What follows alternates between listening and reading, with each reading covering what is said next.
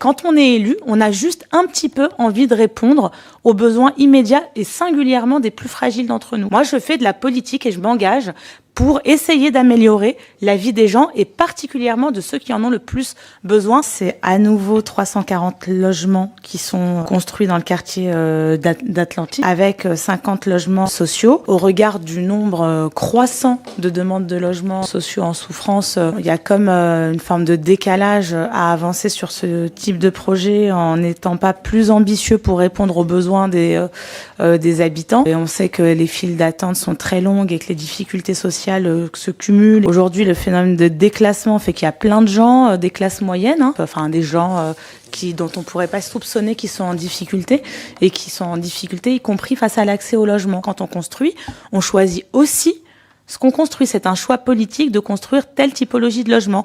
Et quand j'observe qu'il y a 14% seulement de logements sociaux dans cette opération, ça pose question.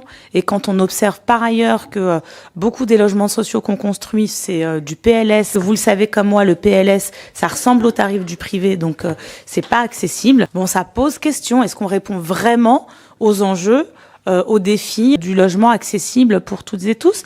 Et vous êtes maire de Massy, donc vous savez très bien qu'il y a des milliers, voire des dizaines de milliers de dossiers de logement en attente, et que c'est des gens qui vont pas aller acheter Nexity ou Kaufman & Broad, et ce sont des gens qui attendent un logement social. Donc on peut continuer à faire semblant, croiser des gens sur les marchés, etc., voir des gens vivre à 6 dans des 2 pièces, mais quand on est élu, on a juste un petit peu envie de répondre aux besoins immédiats et singulièrement des plus fragiles d'entre nous.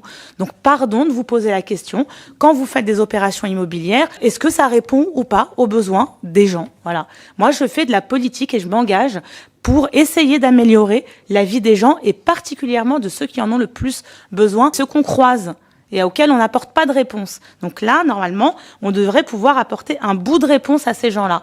On le fait pas et ça devient systématique. Pardon pour le côté un peu ferme, mais c'est aussi notre engagement.